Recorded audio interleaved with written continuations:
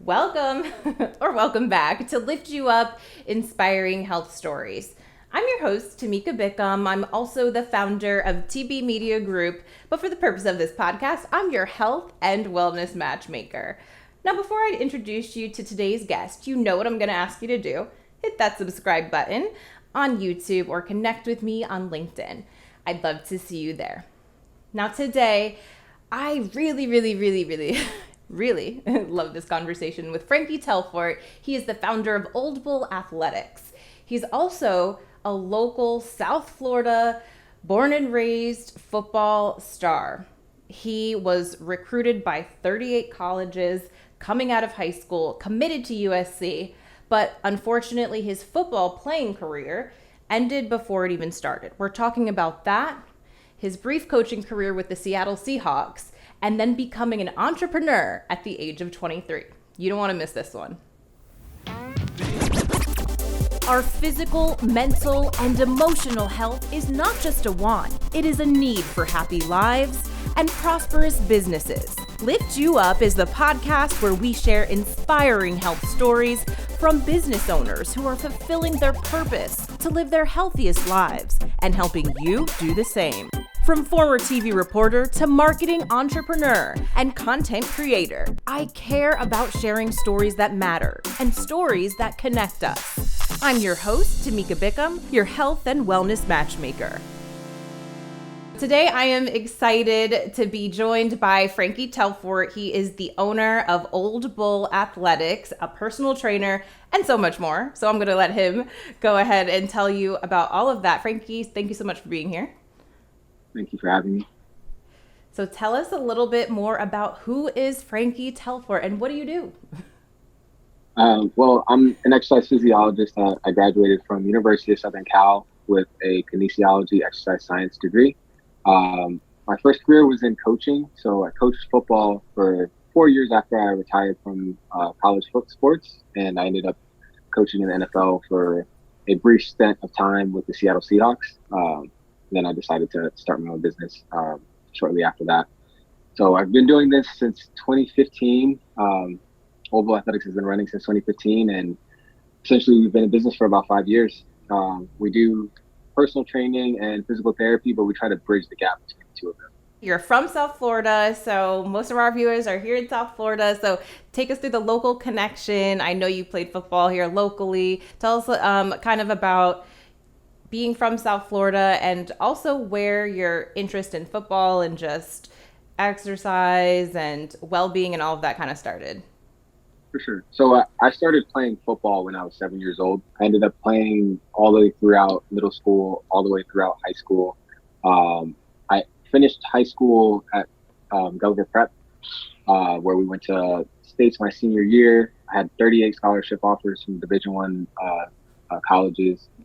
38. 38, yeah. Some people might remember me from like the Herald, or I was like ranked in the state, ranked in the nation when it came to football. So when it comes to like training and stuff like that, a lot of my training style mimics that, and I really love to help kids that are in the high school range get to their dreams. Like whether they want to be a Division I athlete, or get a scholarship of some sort, or partial scholarship, or walk on and be able to compete. It's definitely part of what Old Bull Athletics does. So I like to give back in that situation. But yeah, ultimately I narrowed it down to 3 different schools. It was University of Florida, USC, and Stanford University. I ended up picking University of Southern Cal. I was recruited by Coach Carroll. Phenomenal staff. And my linebacker coach is still my mentor as of today. Some people might remember him, or his father. His father was the famous boxer Ken Norton. And his son, Ken Norton Jr., was a phenomenal football player. Like, talking like amazing. Like, played for the Cowboys. He played for the 49ers. He won 2 Super Bowls with each team. And then he went on to coach and ended up winning another Super Bowl with the Seattle Seahawks in 2013, 2014. So phenomenal guy. I'm still in touch with him today. He's a really big cornerstone of mine that I use often. Was your plan to go to the NFL? So disconnect. So when I got to Southern Cal, I basically did like a couple of physicals, and I ended up having a heart murmur, and essentially I had to retire from sports after getting all of this hype behind me playing. So paint the picture: 38 scholarships. I wait to the last minute to pick the school that I want to go to, so I actually announced on signing day, which is February 6th. I train. I get in probably one of the best shapes of my life when it comes to like playing sports. Get to Southern Cal, ready to go, do like 1 or 2 practices, finish a physical, and they basically pull me from practice. And I'm like, okay, what's going on? This is year 1? This is year 1. This is like going into my freshman year and going to the freshman season. Long story short, they end up, doing a bunch of diagnostic tests. I come back with a heart condition called Hypertrophic Cardiomyopathy, which is basically like an enlarged left ventricle. And if I overexert myself to a certain point, it could cause heart failure or where I could die, basically. So that was the end of my career as a football player. And I went straight into coaching. So instead of shying away from the sport that I'd loved for basically my entire life, I've been playing for the last 10 years. I just decided, you know what, like I'm gonna, take lemons and make lemonade. And all the while I was learning about exercise physiology and biomechanics and stuff like that. So it was cool to take the science of what we learned like on force plates or like teaching people how to move more efficiently or whatever it was, and be able to apply it real life to some of the best athletes in the world, So I'm getting my coaching degree really, as well as like my degree in exercise physiology at the same time. With that resume, it really sprung me forward and allowed me to get into the NFL at a very young age. So I started coaching in the NFL when I was 22. I had just turned 22 on our first preseason game in San Diego against the Chargers. This heart condition, is that something that you're born with? So it's genetic, but it's a progressive disease. So okay. Probably there weren't any symptoms of it early on because, again, it's progressive. And as I got older and I trained harder, so training before I went to college looked like this. It was sprints in the morning, weights in the afternoon, and then I would try to take a nap in the middle of the day for at least 2 hours. So it was sprints, nap, weights, sprints, nap, weights, over and over and over and over and over again. So I think the overtraining in the heat of the Miami heat of the summer, and then going to LA and like really being like, oh wow, this is nice. Like it's 70 degrees. It's a nice little breeze, Like I feel good, It confused me because I felt like I could run for days in that type of weather. So when they told me that, obviously it was like a kick in the chest because it's like basically like a family member dying, like something that I love for my entire life, and something that I was good at. Thank God that that wasn't the only thing that I was good at, but something that I was good at basically just got taken away from me. You say part of this with a smile on your face, but I'm sure going through it at the moment is devastating to a certain extent because you were working so hard towards this. Definitely. I mean, it was definitely a letdown. And, 17-year-old me, I'm proud of myself looking back at it, because I don't know if a lot of 17-year-olds would have taken it this way. And I'm not trying to toot my own horn, but I'm just thinking like, if I talk about the same scenario to, one of my clients, like it's tough, but yeah, like to turn around and try to like embrace the suck, like embrace like the uncomfortableness of being around a sport that you love, for lack of a better term, it's like, breaking up with the girl and then like kind of still being her friend, That's a good way to put it. Yeah. And then seeing other people date her, and still being her friend, like yeah. That's kind of like how my first year of coaching was, After the first year and like the pains of that and getting into the second, third, and fourth year, I really like honed in on like the craft of it and like really started to piece things together because I knew the playbook a lot better. And I was really helping guys out, like when it came to like them getting more efficient at covering or getting more efficient at like zone drops or learning the playbook or whatever a coach does, to the point where, like I said, I got a shot in the NFL. The way you handled that situation and the way you're describing it is impressive, because I think all of us in life go through challenges. We think we're headed in one direction and we get totally knocked off course. And sometimes we respond in a way that's just, we don't rebound, right? We can sit there and kind of wallow and not embrace the suck and pivot or come up with, a different way to apply our talents. And I think especially at a young age, to be able to take a look at the situation and say, hey, how can I make this work for me? How can I still do something that I care about, I'm passionate about, is in line with my purpose and who I am, and still go for it and make it totally work for you. So I think that's something, even myself, admittedly, like it's taken me longer, instead of just like being down or depressed about something because it didn't work out the way I wanted, to kind of learn through life, like, hey, you know what, maybe there's a reason this happened and it's actually for the better. So you spent a year coaching with this Seattle Seahawks, and you said, okay, this isn't for me. And that's when you came back to South Florida? Yes. So I came back to South Florida around the end of December in 2013. And then in 2014 is when I started working at Equinox.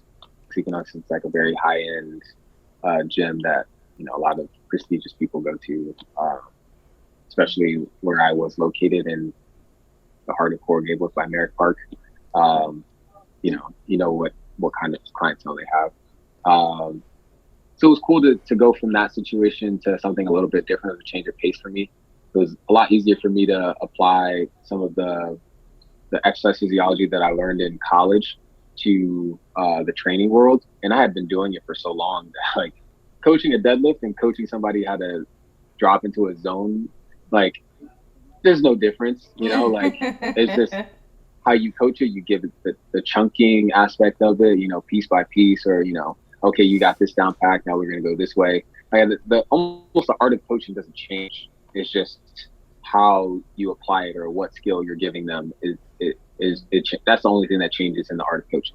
And I really kind of took off from there. It got to a point where I was like top 8 in the company out of like 3,000 trainers when it came to like sales and what I was doing in the gym and what I was doing for the company.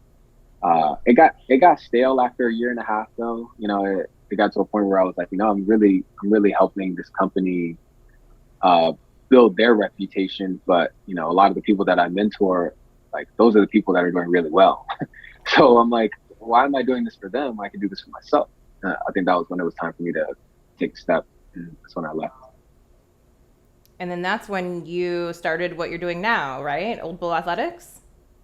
Correct. So I spent about a year and a half at Equinox. I left in the summer of 2015, and I started working at a therapy clinic in Coconut Grove, and really headed the post-operation strength and conditioning at this therapy clinic.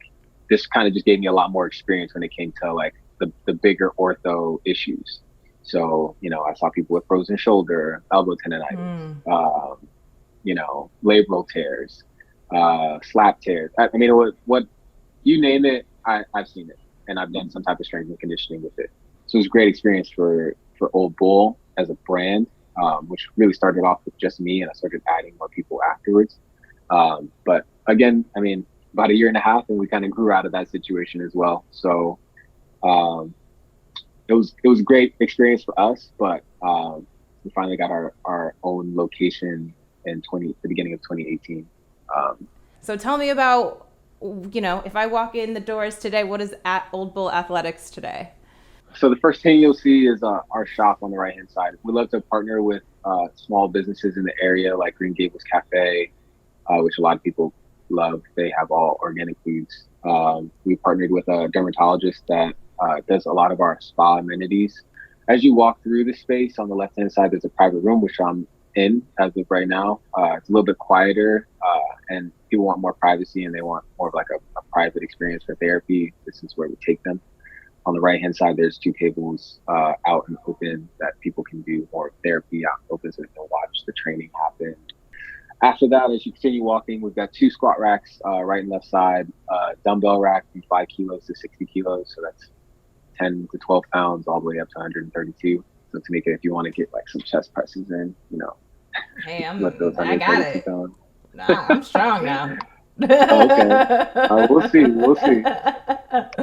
I'm a little out of practice, since COVID-19 hit. So, I might need a couple weeks to get back ready, but I got it.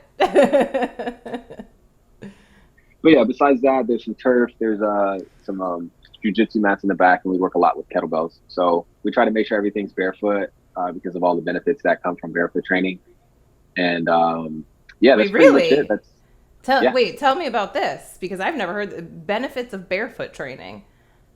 Yes. So think about it like this. If you wear mittens on your hands and you did all your daily tasks with mittens on your hands, how efficient, like you were just writing right now, right? Like how efficient would you be at writing if you had mittens on your hands? Not very. So you can think of those mittens as shoes, right? Yeah. It's the same idea. So if you train barefoot, you'll get a lot more benefits like strengthening the intrinsic parts of your feet, balance, all of these things. When it comes to training, you get all these physiological benefits from it. And it's really underrated because not that many people do it, but it makes a world of difference when it comes to strength gains. Wow. You're blowing my mind right now. Okay. I mean, it makes sense. I've trained everywhere from, the big LA Fitness to, a small boutique gym, and shoes are pretty much a requirement. So that's why I'm like, okay, I haven't heard of this before. Right. So, yeah, not required. I mean, no. We encourage people not to wear them. Shoes not required or encouraged. No. I like that. So when someone new comes to the gym, are they usually surprised to see that? I don't know if they're surprised per se, because they're going through the training with a trainer. Nobody just comes to the gym just to work out by themselves. And I think that's also like the hard part about going to these big box gyms, like you just mentioned. It's harder for them to regulate that stuff because, someone that doesn't know what they're doing could drop a weight on their foot or whatever the situation is. But when you have someone coaching you through all of this stuff, it's a lot different of an experience than if you're just going by yourself doing stuff that you probably don't know how to do. Really, when it comes to the assessment aspect of it, that's really what the experience is like for the first day anyway. So people will come in, we'll talk about goals, we'll talk about sleep patterns, we'll talk about stress level, we'll talk about nutrition, and then we'll talk about what we need to do to get them to their goals when it comes to strength and conditioning or cardiovascular exercise. After that, they'll get into a 3-dimensional body scanner, which we have closer to the front of our space. But it takes into account posture, how much weight is on the front of your forefoot, how much weight is on your back foot, on each leg. It shows you, your body fat percentage. It shows you how many calories you burn at rest, so your basal metabolic rate. So it gives you a lot of information. It gives us a lot more feedback to where we can kind of hone in on that every month and retest to make sure that you're doing what you're supposed to be doing. It's really for us to kind of keep them accountable and make sure people are better at, keeping themselves accountable, because we can't hold their hand all the time, Right. Yeah. You don't go home with the person. So, I mean, so much of it is what happens when somebody leaves as well. Correct. That's 90%. Right. 90%. Remember that. Okay. So your gym sounds amazing. I haven't personally been there, but I've heard great things. That's how we got introduced, through others who sing your praises for sure. So, I mean, this is a big accomplishment at just founding Old Bull Athletics at the age of 23. I mean, how did you do it? I mean, obviously you have this entrepreneurial spirit. Yeah, I lean a lot on my mentor that I spoke about earlier, kindergarten and junior, and I lean a lot on my father. My father was an immigrant in this country. He was born in Port-au-Paix, Haiti, which is like a small beach town above Port-au-Prince. You can't even get to it. There's no roads there. Like, it's almost impossible to get to that particular area. But he came to the States when he was a teenager and went to Edison High School.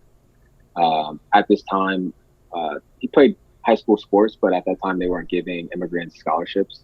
So he went into the trade industry and became an electrician.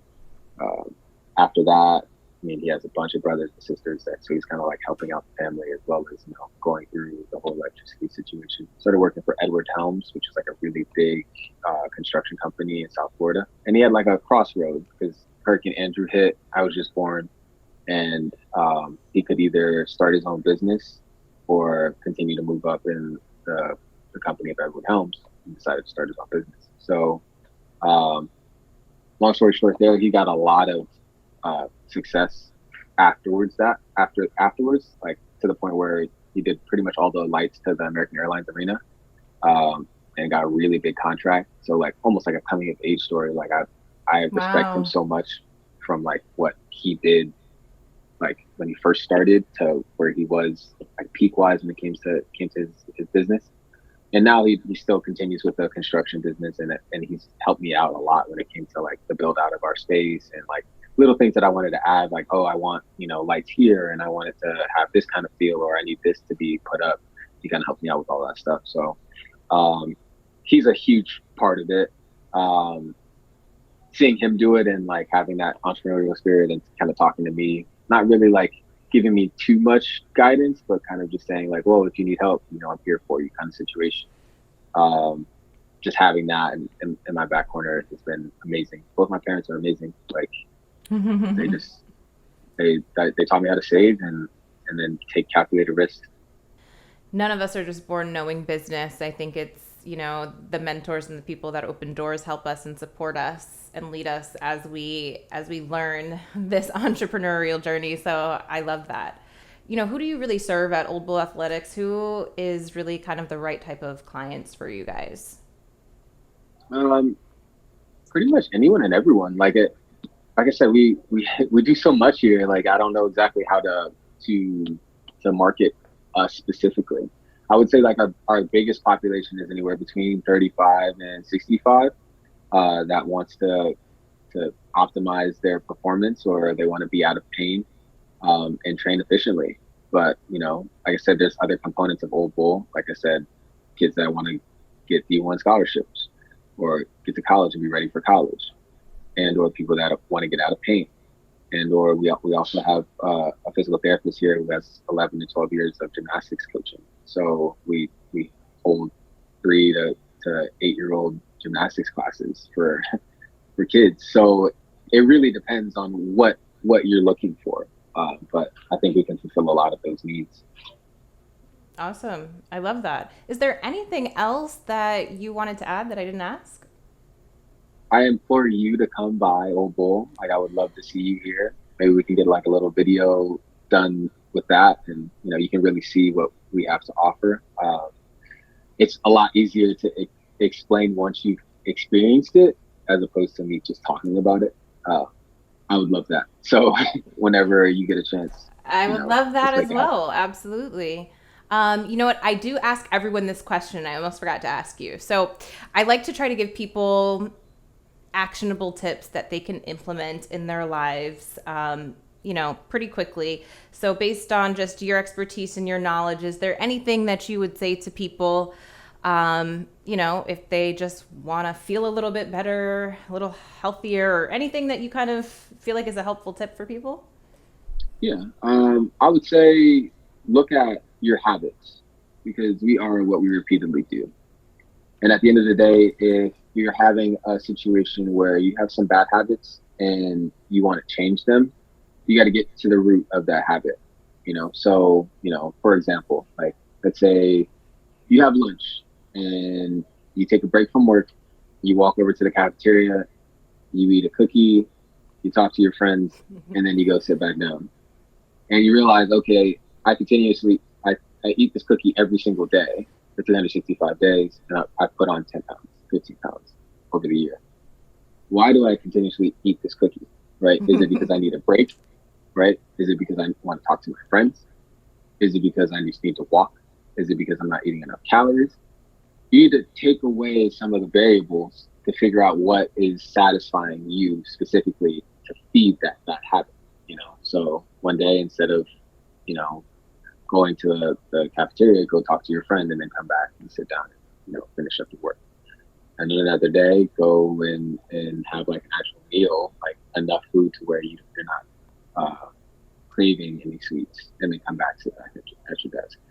Maybe you just need to take a break, get up, walk around, come back, sit down, and then really figure out why you were doing such a thing. And then you can really kind of implement strategies to create good habits. And good habits are just you being very intentional for the first, 21 to 30 days.